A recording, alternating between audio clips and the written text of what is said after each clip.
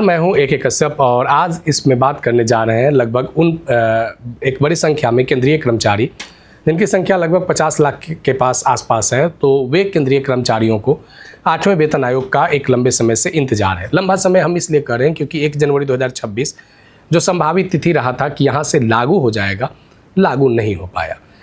3/11/2026 को term of preference जारी किया गया। 18 महीने का वहाँ से एक ड्यूरेशन लाया गया कि इसमें पूरा पे कमीशन जो है वो काम करके सरकार को रिपोर्ट दे देगा। पूरा अगर खाका को अगर आप देखें तो जो संभावित है कि 2027 पूरा खिंच सकता है।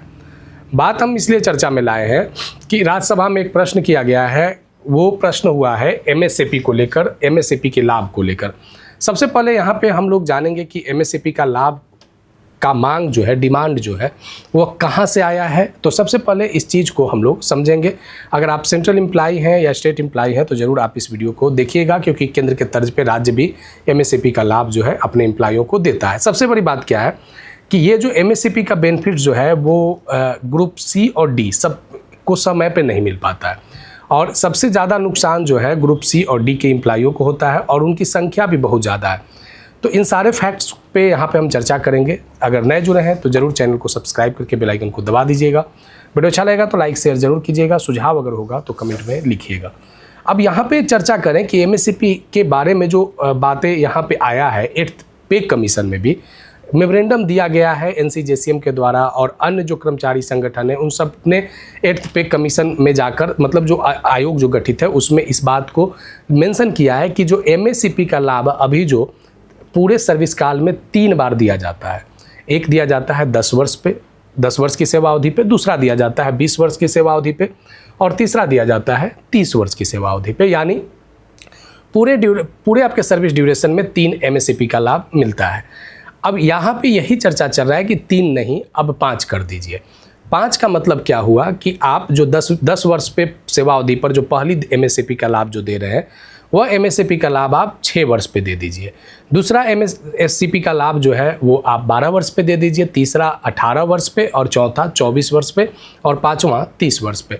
अब ये जो बात जो मांगा जा रहा है कर्मचारी संगठन के द्वारा, ये कितना आने वाले समय में आयोग इस बात को स्वीकार करता है, ये तो एक अपना विषय है ही, और ये काफ़ी महत्वपूर्ण विषय है। जितना फिटमेंट फैक्टर पे लोग चर्चा कर रहे हैं उतना ही चर्चा MSAP से रिलेटेड बेनिफिट्स पे भी होने चाहिए, क्योंकि MSAP का बेनिफिट्स वो बेनिफिट्स होता है जो कर्मचारियों को, खास करके ग्रुप C और D के कर्मचारियों को समय पे नहीं मिल पाता है। और अभी जो चर्चाएं चल रहे हैं वह modified assured career progression scheme के पे चर्चाएं चल रहे हैं, क्योंकि MSAP का लाभ क्या है? MSAP का लाभ यही है कि modified assured career progression scheme ये कैसे आए। इसी के तहत जो यहाँ पे आप देख रहे हैं कि जो 6 पे कमीशन आया था और 7th पे कमीशन, उसमें 10 वर्ष, 20 वर्ष और 30 वर्ष की सेवा अवधि पर मॉडिफाई एश्योर्ड कैरियर प्रोग्रेशन के तहत यहाँ पे MSAP का लाभ दिया जा रहा है। अब चर्चा है कि इसको 3 के जगह 5 कर दिया जाए, ताकि और ज़्यादा इस कैरियर प्रोग्रेशन स्कीम में लोग ज़्यादा से ज़्यादा शामिल हो सके, और ख़ास करके ग्रुप C और D के एम्प्लॉइयों को समय पे सारा चीज़ मिल सके। अब देखिए यहाँ पे अभी क्या स्थिति है MSAP को लेकर, कि अभी जो मौजूदा नियम है उसमें 10 वर्ष, 20 वर्ष और 30 वर्ष का है। NCJCM डिमांड किए हैं 6 वर्ष, 12 वर्ष, 18 वर्ष और 24 वर्ष और 30 वर्ष। अभी आधिकारिक स्थिति यह है कि अभी केवल मांग और चर्चा के स्तर पर है। सरकार अभी अंतिम निर्णय उस ऑफिस मेमोरेंडम पर नहीं लिया है, और ये अभी 3 ही अपग्रेडेशन मान्य है। अब विषय कहाँ से ये आया अपग्रेडेशन वाला, यहाँ पे देखिए आप स्क्रीन पे 2 लोगों को देख रहे होंगे। एक है माननीय संजय सिंह जो सांसद हैं राज्यसभा, और दूसरे हैं केंद्रीय राज्य मंत्री हैं डॉक्टर जितेंद्र सिंह, जो पेंशन विभाग से भी संबंधित रहे हैं। यहाँ पे माननीय सांसद संजय सिंह ने एक बड़ा महत्वपूर्ण प्रश्न पूछा, यही अपग्रेडेशन को लेकर, MSAP के लाभ को लेकर, कि जो 10 वर्ष, 20 वर्ष और 30 वर्ष पे जो दिया जाता है। इनका जो प्रश्न रहा था राज्यसभा में, इन्होंने ये पूछा कि 2006 से लेकर 2008 के बीच में जो एम्प्लॉय रिटायर्ड हुए हैं उनको क्या ये 10 वर्ष, 20 वर्ष और 30 वर्ष का क्या बेनिफिट्स दिया जा रहा है या दिया जाएगा। क्योंकि एक बात को यहाँ पे समझना क्या है कि जो 6th पे कमीशन आया था उसका जो डेट जो था वो 2006 था, क्योंकि प्रत्येक 10 वर्ष पे आता है। 6 में आया, 16 में आया, 26 में आने वाला था। तो 2006, लेकिन रिवाइज्ड होते होते ये पे कमीशन को लग गया 2008। यानी यही यहाँ पे बात मेंशन किया गया कि 6 से 8 के बीच में जो सेंट्रल एम्प्लॉय रिटायर हुए हैं, क्या उनको ये 10 वर्ष, 20 वर्ष और 30 वर्ष का एमएससीपी का लाभ मिला है या नहीं मिला है। तो इस पे डॉक्टर जितेंद्र सिंह ने, जो माननीय मंत्री हैं भारत सरकार के, उन्होंने कहा कि 6 से 8 के बीच में हम लाभ नहीं दे सकते हैं, क्योंकि हमने जो एमएससीपी पे जो कानून बनाया था, यह कानून हमारा प्रभावी है 2008 से। लेकिन यहाँ पे विषय ये है कि 6 पे कमीशन जो है वो 2006 में इसका जो डेट था, मतलब लागू होने का डेट था, तो यहाँ पे इन्होंने साफ क्लियर कर दिया कि 2006 से 8 के बीच में जो भी केंद्रीय कर्मचारी रिटायर्ड हुए हैं उनको एमएससीपी का लाभ नहीं दिया जाएगा, बशर्ते वही एमएससीपी जो 3 अभी दिए जाते हैं। यानी 2008 के बाद अगर कोई हो रहे हैं, 2008 से या उसके बाद अगर हो रहे हैं, तो उनको लाभ दिया जाएगा।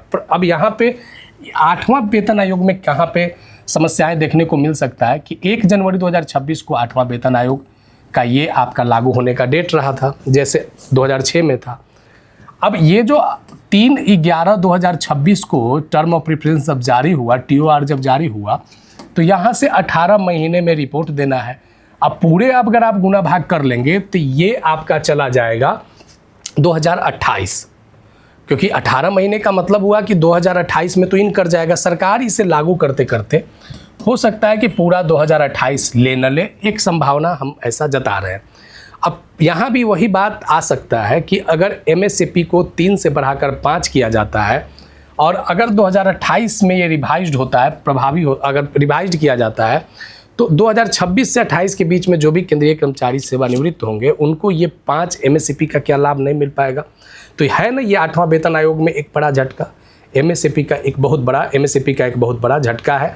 अगर 10, 20 और 30 अगर कंटिन्यू अगर वही रह जाता है, तब तो सेंट्रल एम्प्लॉइयों को वो लाभ सेवानिवृत्ति के समय या उसके बाद वाले भी बेनिफिट्स में मिलते रहेंगे। लेकिन अगर 5 कर दिया जाता है 6, 12, 18, 24 और 30 वर्ष की सेवा अवधि पे, तब यहाँ पे उनको इस बेनिफिट से वंचित होना पड़ेगा, जो 2026 से 8वें वेतन आयोग के लागू होने के तिथि से तक अगर वो सेवानिवृत्त होते हैं। बाकी लोगों पर विशेष प्रभाव नहीं पड़ेगा, क्योंकि बाकी लोग अगर 5 मान लिया जाता है तो बाकी लोगों को जो उस सेवा अवधि में बने रहते हैं उनको ये 5 लाभ मिलेंगे। और वाकई ये अगर प्रमोशनल बेनिफिट्स अगर 5 मिलते हैं सेंट्रल एम्प्लॉइयों को, तो ये ग्रुप सी और डी के लिए एक बहुत बड़ा राहत होगा, क्योंकि इन लोगों को समय पे प्रमोशनल बेनिफिट्स नहीं मिल पाते हैं और सबसे बड़ी संख्या इन्हीं लोगों का है। आगे फिर हम मिलेंगे, अगर कुछ महत्वपूर्ण फैक्ट्स आते हैं तो ज़रूर, अगर वीडियो अच्छा लगा होगा तो ज़रूर लाइक कीजिएगा, शेयर कीजिएगा, अगर कोई सुझाव होगा तो कमेंट में लिखिएगा। नए जुड़े हैं तो सब्सक्राइब करके बेल आइकन को ज़रूर दबा दीजिएगा। धन्यवाद।